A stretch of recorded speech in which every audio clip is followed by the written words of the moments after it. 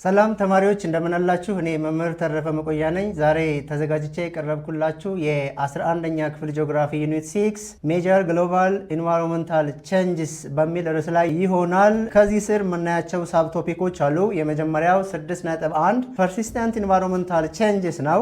ፐርሲስተንት ኢንቫይሮንመንታል ቼንጅስ ማለት ዘላቂ የሆነ የማያቋርጥ የኢንቫይሮንመንት ለውጥ ማለት ነው። ወይም በሌላ አባባል ዊ ካን ሴይ ኢንቫይሮንመንታል ቻሌንጅስ ማለት ይቻላል። ከፐርሲስተንት ኢንቫይሮንመንታል ቼንጅስ ውስጥ የምናየው የመጀመሪያው ሃቢታት ፍራግመንቴሽን ኦር ዲስትራክሽን ነው። የእንስሳት ወይም የተለያዩ ስፒሲስ መኖሪያ አካባቢ ዲስትራክት መሆን ሃቢታት ፍራግመንቴሽን። ሁለተኛው አግሪካልቸራል ኢንቴንሲፊኬሽን። ሶስተኛ ደረጃ የምናየው ኦቨር ኤክስፕሎይቴሽን ኦፍ ሪሶርስ ኤንድ ዘ ኔክስት ዋን ኢንቬሲቭ አላይን ስፒሲስ። በተጨማሪም ፖቨርቲ እና አንሰስቴናብል ዲቨሎፕመንትን እናያለን። ስለዚህ በመጀመሪያ የምናየው ሃቢታት ዲስትራክሽን ነው። ሃቢታት ዲስትራክሽን እንግዲህ የመጀመሪያው ፐርሲስተንት ኢንቫይሮንመንታል ቼንጅ ወይም ኢንቫይሮንመንታል ቼንጅ ነው። ሃቢታት ማለት ፊዚካል ኢንቫይሮንመንት ነው ኦር ፊዚካል ኢንቫይሮንመንታል ፋክተር ዛት አለው ስፒሲስ ቱ ሰርቫይቭ ኤንድ ሪፕሮዲውስ ነው። ማንኛውም ህይወት ያለው ነገር ሰርቫይቭ የሚያደርግበት የሚኖርበትና የሚራባበት ኤሪያ ኦር ፊዚካል ኢንቫይሮንመንት ሃቢታት በመባል ይታወቃል። ለምሳሌ እዚህ ጋር ዴዘርት ሃቢታት አለ፣ ፎሬስት ሃቢታት፣ ኦሽን ኦር ወተር ቦዲ ሃቢታት፣ ዊትላንድ ሃቢታት፣ አርክቲክ ሃቢታት፣ ግራስላንድ ሃቢታት፣ ፋርም ኦር ሴትልመንት ኤሪያ ሃቢታት እና ፖንድ ኩሬ ውሃ የምንለው እነኚህ ሁሉም የአኒማል ሃቢታት ታይፕ ናቸው። ሃቢታት ማለት ይሄ ማለት ከሆነ ሃቢታት ዲስትራክሽን ምን ማለት ነው? ሃቢታት ዲስትራክሽን ምን ማለት ነው? ኢት ኢዝ ኤ ሃቢታት ሎስ፣ የመጠለያ መጥፋት፣ መውደም፣ መቀየር።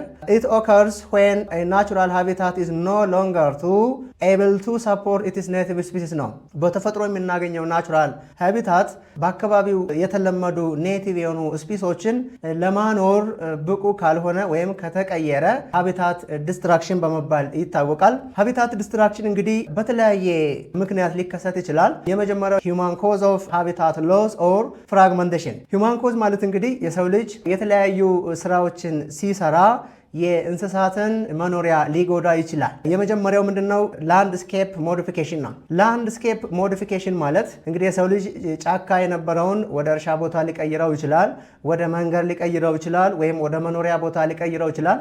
ላንድስኬፕ ሞዲፊኬሽን በዲፎሬስቴሽን ሊመጣ ይችላል፣ በክሊሪንግ ኦፍ ፎሬስት፣ በአርባናይዜሽን ሊመጣ ይችላል፣ በአግሪካልቸርም ሊከሰት ይችላል። ስለዚህ ይሄ ላንድስኬፕ ሞዲፊኬሽን ሜጀር ኮዝ ኦፍ ፍራግመንቴሽን ኦር ሜጀር ኮዝ ኦፍ ባዮዳይቨርሲቲ ሎስ ነው ማለት ነው። ምክንያቱም ዛፎች ላይ ጫካ ውስጥ የሚኖሩ የተለያዩ እንስሳቶች ኦር ስፒሲስ ይኖራሉ። ዛፉ በሚመነጠርበት ዲፎሬስቴሽን በሚካሄድበት ጊዜ እዛ ውስጥ የሚኖሩ አኒማሎች ወይም እንስሳት ወይም ወደ ሌላ ቦታ ይሰደዳሉ ወይም ህይወታቸውን ያጣሉ።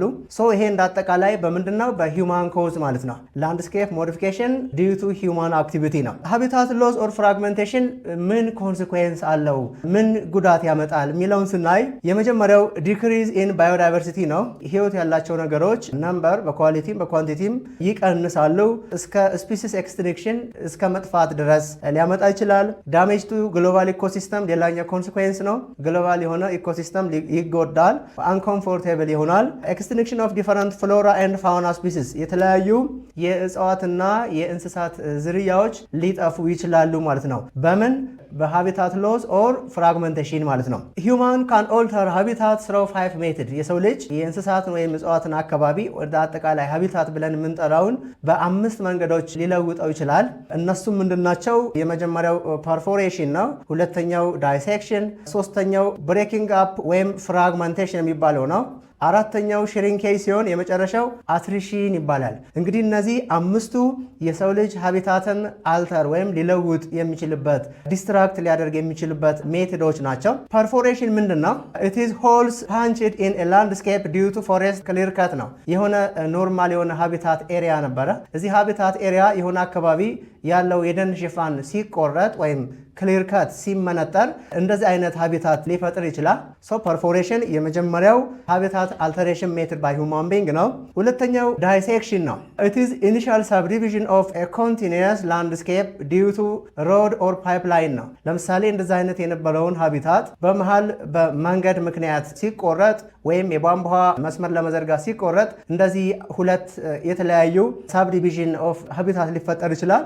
ይሄ ፕሮሰስ ዳይሴክሽን ይባላል። ሶስተኛው ፍራግመንቴሽን ኦር ብሬክ አፕ የሚባለው በፐርፎሬሽን ወይም በዳይሴክሽን ምክንያት የነበረው ሀቢታት ወደ ስሞለር ፓርት ሲከፋፈል ነው። ይሄ የነበረው ሀቢታት ወደ ተለያዩ ስሞለር ፓርት ሲከፋፈል ይሄ ፍራግመንቴሽን ኦር ብሬኪንግ አፕ ይባላል። አራተኛው ሜትድ ሽሪንኬጅ ነው።